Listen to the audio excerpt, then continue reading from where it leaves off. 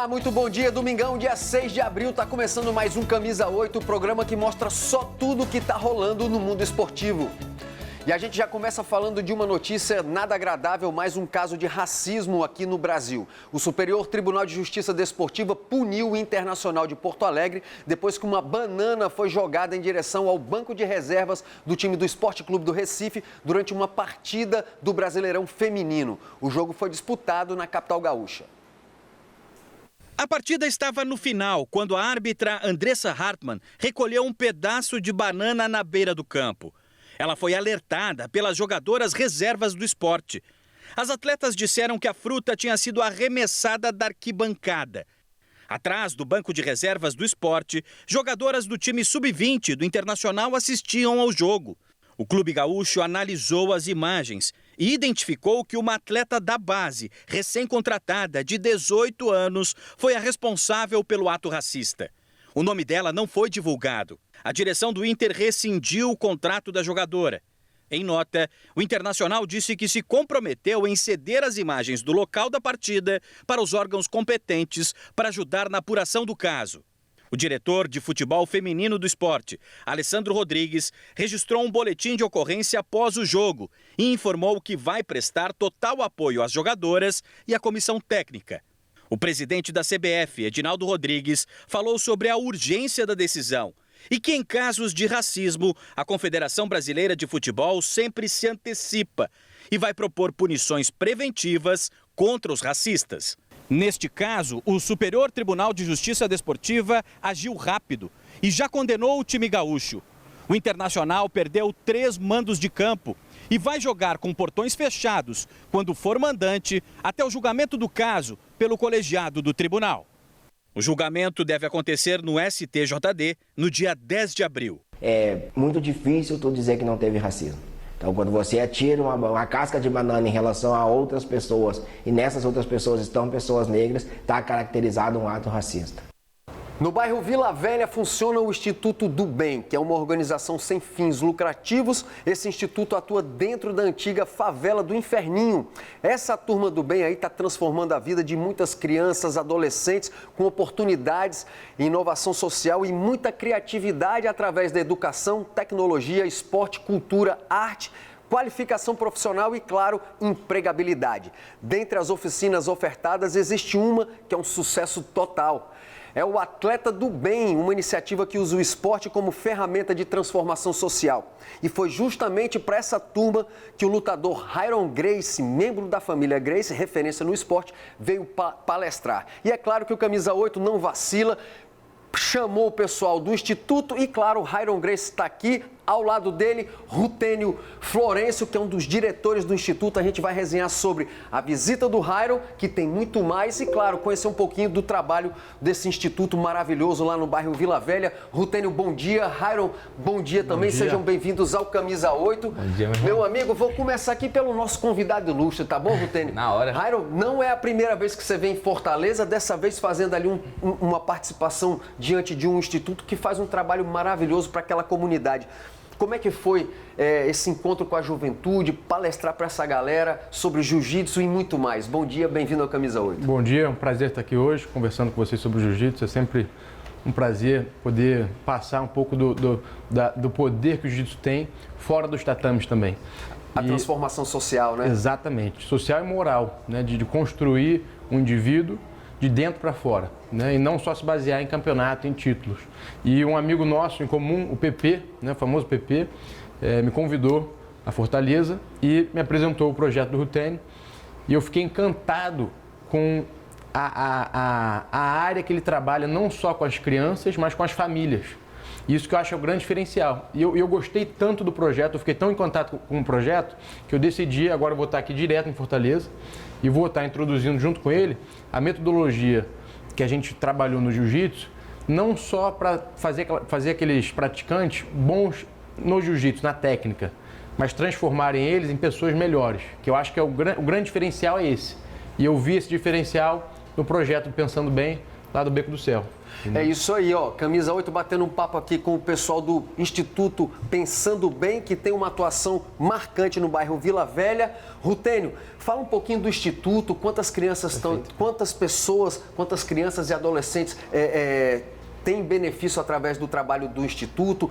Por que tem esse nome, Pensando Bem? Conta um pouquinho pra gente, cara, do Instituto. Bom dia. Bom dia, Henrique. Então, cara, assim, pergunta meio complexa falar sobre o nome, mas antes de falar do Pensando Bem, eu preciso falar sobre minha vida, que é o complemento do Pensando Bem, né?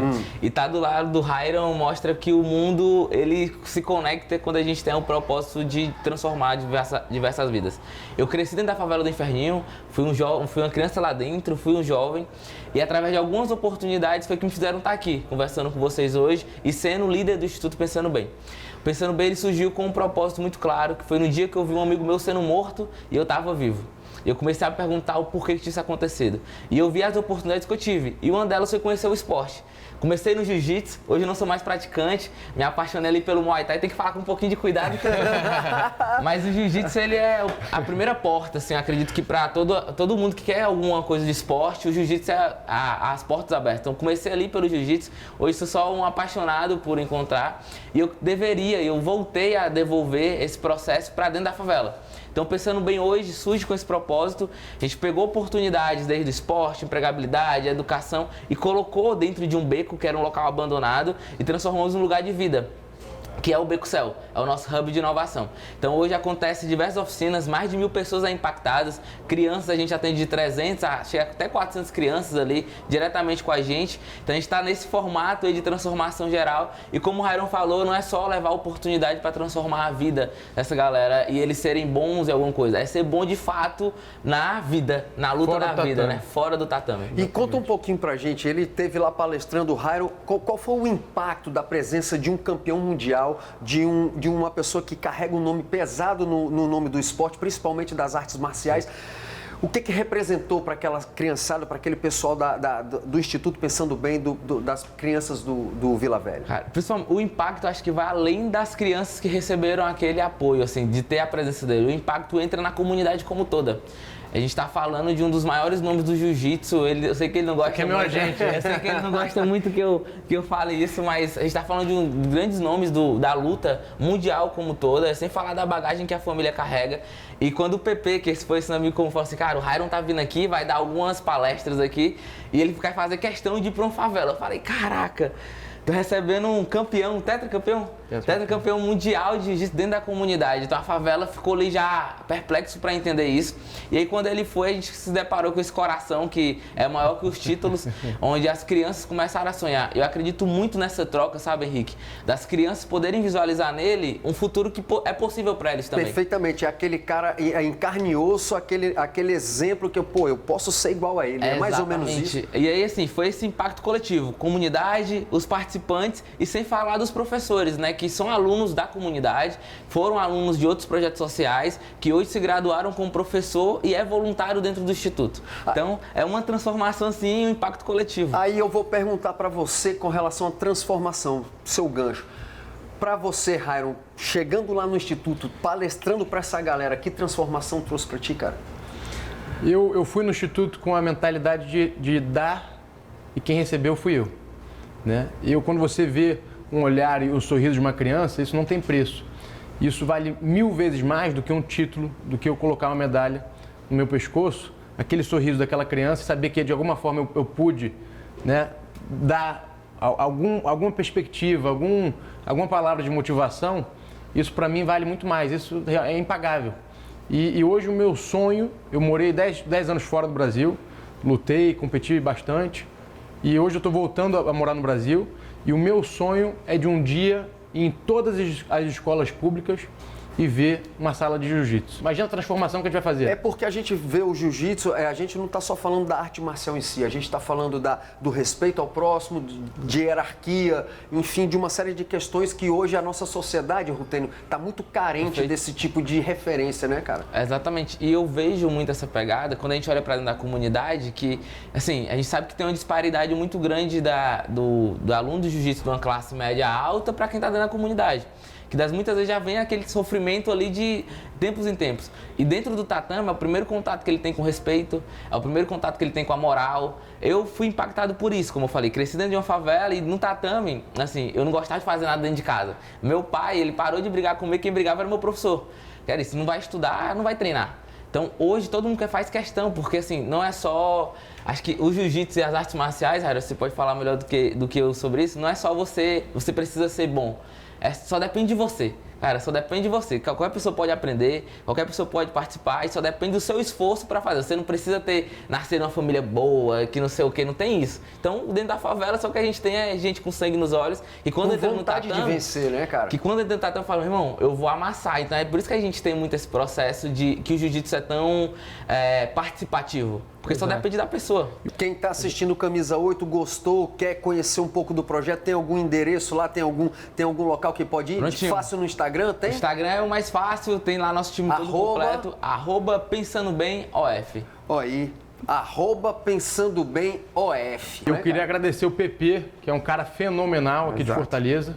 Pedro Albuquerque, ninguém conhece ele como Pedro Albuquerque, PP. Então eu queria agradecer ele por estar abraçando esse projeto. Eu já ajudo o TN também há muito tempo e agradecer ele de coração, porque pessoas boas merecem ser exaltadas. Exato. Só pra gente finalizar, o Camisa 8 mostrou aqui no mês passado a visita do Rairon lá no BOP, para um aulão lá experimental para a rapaziada da Polícia Militar. Como é que foi essa experiência, cara? É incrível, a gente dá aula para a SWAT, para o FBI, para o mundo inteiro e poder em casa, sabe, dar de volta esse presente do jiu-jitsu para o Brasil de novo. É muito bom, isso não tem preço, né? Ver eles aprendendo as técnicas e eles têm essa paixão. A gente estava falando disso antes. Foi. O brasileiro tem a paixão pelo jiu-jitsu, sabe? Eu vejo isso nos olhos deles, eu vejo quando eles praticam a vontade que eles têm. Então isso a gente tem e eu não vejo essa paixão em qualquer outro lugar do mundo. Então eu quero trazer de volta o jiu-jitsu para onde ele brilha mais, né? Que é a edificação moral, é uma força armada que tem o jiu-jitsu como ferramenta, ela é mais humanizada, ela vai depender menos da arma, ela vai poder lidar com aquela situação mais tranquila.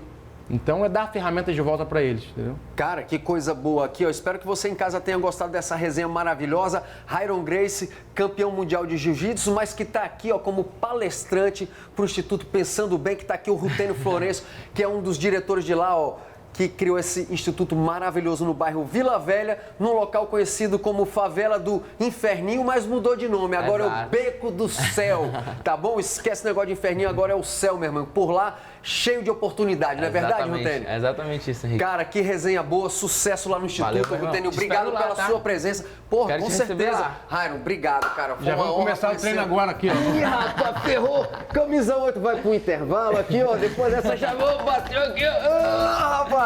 Que nada, cara. Obrigado pela presença, valeu? Você. Ó, segura. Camisa 8 vai para um rápido intervalo, daqui a pouquinho tem muito mais. Até já.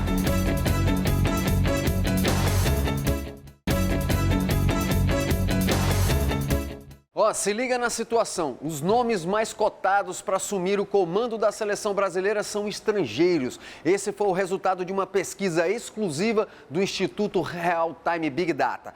Para a maioria dos brasileiros, no momento, um técnico gringo é a melhor opção para ocupar o cargo deixado por Dorival Júnior. A seleção brasileira vive uma crise. É difícil acompanhar na derrota o tempo todo, é ruim, é sofrido. O Instituto Real Time Big Data entrevistou 1.000 pessoas sobre o novo comandante da seleção brasileira. Segundo a pesquisa, 53% desejam que a CBF contrate um estrangeiro. Para 47%, um técnico brasileiro é a melhor opção. Entre os treinadores especulados, o português Jorge Jesus lidera a preferência com 35%. Em segundo lugar, está o espanhol Pepe Guardiola, com 31%. Na sequência, aparecem Abel Ferreira, do Palmeiras, e o italiano Carlo Ancelotti, do Real Madrid. No ano passado, Jorge Jesus comandava Neymar no Al Hilal, da Arábia Saudita, e sinalizou que não contaria mais com o craque antes da transferência para o Santos. Se for mesmo Jorge Jesus, ele vai ter todo o respaldo para enfrentar o Neymar. É isso que falta, um técnico que tenha o Neymar como um grande jogador e só. Para 67% dos entrevistados, o desentendimento entre Neymar e Jorge Jesus não afetaria o rendimento da seleção. Já 33% acreditam que prejudicaria. Mas e um técnico brasileiro? Eu acho que existem ótimos treinadores no Brasil. Talvez fosse a hora de pensar numa ruptura no futebol brasileiro. Deixar de lado um pouco os nomes mais tradicionais e consagrados e apostar num jovem promissor. Felipe Luiz, do Flamengo, é o queridinho da torcida, com 38%. Ele está à frente de Renato Gaúcho, Rogério Ceni, Tite, Cuca e Roger Machado. Para 62% dos torcedores, o baixo desempenho do Brasil nas eliminatórias é culpa dos maus técnicos. 38% acreditam que os culpados são os jogadores. Sobre a Copa do Mundo do ano que vem, 76% afirmam que o Brasil não tem condições de conquistar o Hexa. 24% acreditam no título. E claro que vida de treinador no futebol brasileiro não é fácil, a pressão é grande. Se liga na gangorra maluca. O Brasileirão 2025 mal começou e Mano Menezes já perdeu o emprego, saiu do Fluminense. No Palmeiras, azedou de vez o clima entre a torcida e Abel Ferreira por causa de uma fala do técnico. Após esse episódio aí, teve até gente pedindo a saída do multicampeão português do comando do Verdão. Na outra ponta da balança, Felipe Luiz do Flamengo e Roger Machado, lá do Internacional, não tem do que reclamar. Nenhum dos dois treinadores perdeu um jogo sequer no ano e já foram até campeões estaduais. Os dois estão aí em lua de mel com suas respectivas torcidas. Vida de técnico no Brasileirão é para os fortes. É pressão a cada derrota. Ou, no caso de Mano Menezes e Fluminense, demissão na primeira rodada. Mas também existem treinadores em lua de mel com a torcida. Com o empate em 1-1 entre Flamengo e Internacional, Felipe Luiz e Roger Machado mantiveram a invencibilidade e ainda não perderam em 2025. Felipe Luiz começou a carreira em outubro do ano passado e logo caiu nas graças dos torcedores do Flamengo. Recém-aposentado como jogador, ele já foi campeão carioca. Roger Machado também foi campeão estadual com o Internacional, derrubando a sequência do rival Grêmio, que tentava o 8º gauchão seguido. Eu acho que são os expoentes de técnicos brasileiros que a gente pode citar com mais assim, veemência. O Brasileirão é tão difícil para os técnicos que bons resultados e estatísticas não garantem tranquilidade. Às vezes, uma declaração pode colocar muita coisa a perder. Abel Ferreira do Palmeiras e Cuca do Atlético Mineiro são os únicos treinadores da Série A que conquistaram 2 vezes o Brasileirão. Mais do que isso, o comandante alviverde já disputou 170 partidas e perdeu apenas 38, o que representa só 22%. Mesmo assim, Abel entrou em rota de colisão com a torcida depois da estreia no empate com o Botafogo. Jogamos com um adversário que, tal como nós, vocês viram, eles a cantar, somos campeões. Por acaso, nos 2 anos que nós fomos campeões, eu nunca vi isso nos nossos torcedores ao longo do ano a cantar isto. A declaração pegou mal entre os palmeirenses. Com isso, o comandante da caravela portuguesa mudou de discurso. Em uma publicação nas redes sociais, Abel pediu desculpas e disse que o comentário não fez jus a tudo que a torcida já fez e representa para ele e que sempre será grato. Olha, o Campeonato Brasileiro já começou e a principal atração, aquele jogador que todo mundo quer ver jogando, mesmo que seja contra o seu time, ainda não debutou na Série A. O atacante Neymar, que se recupera de uma lesão na coxa, ainda não tem previsão de retorno lá no Santos. Pode olhar rápido ou bem devagar, não importa. Neymar ainda não está entre eles. O camisa 10 tem treinado separadamente do grupo, até mesmo na casa dele, em pleno domingo. Ele ainda não está recuperado de uma lesão muscular na coxa esquerda. O último jogo dele foi no dia 2 de março, ainda pelo Campeonato Paulista. Mas apesar do esforço, não há previsão de retorno. O objetivo do jogador é se recuperar bem e sem pressa. Não estou pensando em nada, na verdade. É só em me dedicar para voltar o mais rápido possível. É óbvio que eu já queria estar em campo, mas juntamente com os médicos decidimos, optamos por esperar mais um pouco e, óbvio, pensando no meu bem, em fortalecer mais e aí sim ter a sequência de jogos possível. Mas o tempo não espera. O contrato do camisa 10 com o Santos se encerra daqui 3 meses. A renovação já é assunto para agora dentro do clube. A ideia da direção santista é que Neymar fique por aqui até a Copa do Mundo do ano que vem. O difícil foi que ele esteja aqui. Já que ele está, vamos fazer o possível para que ele estenda esse contrato até a Copa do Mundo. Só que em campo, o tempo urge. O time está precisando de Neymar. O Santos perdeu na primeira rodada do Brasileiro para o Vasco por 2-1. O Santos precisa demais do Neymar. Por isso que dá para entender que o Santos espere o Neymar até o quanto for. O Santos sem o Neymar é um candidato à segunda divisão de novo. O próximo jogo do Santos é contra o Bahia, na Vila Belmiro. Soteldo, que também não enfrentou o Vasco, deve ficar à disposição. Já Neymar, o torcedor conta as horas para tê-lo de volta. Mas, por enquanto, o tempo pede paciência. Olha, não foi só o atacante Neymar que monopolizou as atenções essa semana, não. Na verdade, os bastidores do futebol brasileiro tá bombando. Por isso, tá na hora de fazer um giro aí pelo mundo da bola. O goleiro Hugo Souza, do Corinthians, teve uma lesão muscular detectada na coxa direita. O herói do título paulista deve ficar 1 mês sem jogar. Ainda no Corinthians, o meio-campo Rodrigo Garro viajou para Madrid, na Espanha, para tratar o joelho direito. O camisa 8 vai ficar 1 semana na Europa. Garro não tem previsão para voltar aos gramados.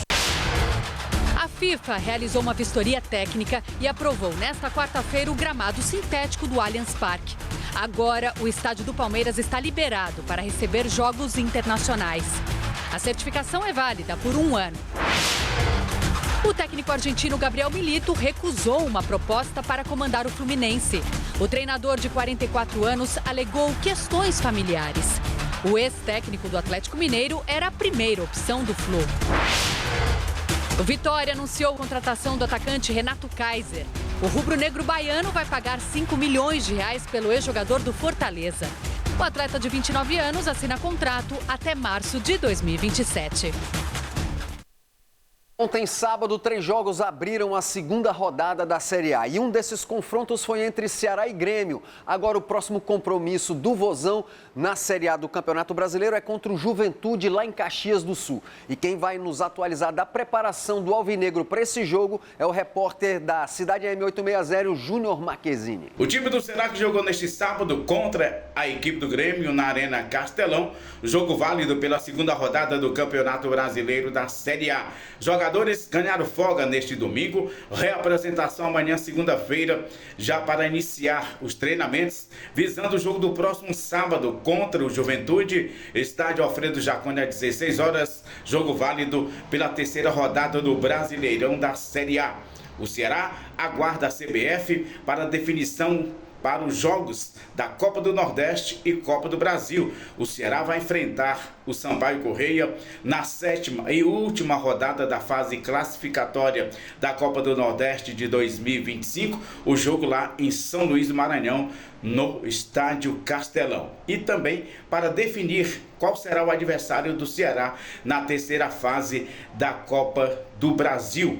Por conta da performance do atacante Pedro Raul, que o Ceará contratou por empréstimo junto ao Corinthians, o Ceará quer contratá-lo de forma definitiva, mas apareceu alguns outros times interessados no atacante Pedro Raul. Vamos aguardar os acontecimentos, se o Ceará vai conseguir contratá-lo de forma definitiva. Júnior Marquezini com os destaques do Ceará para o Camisa 8. E hoje tem Brasileirão Série A, meu amigo. 7 jogos dão sequência à segunda rodada. Bora ver aí no telão onde é que a bola vai rolar hoje, ó.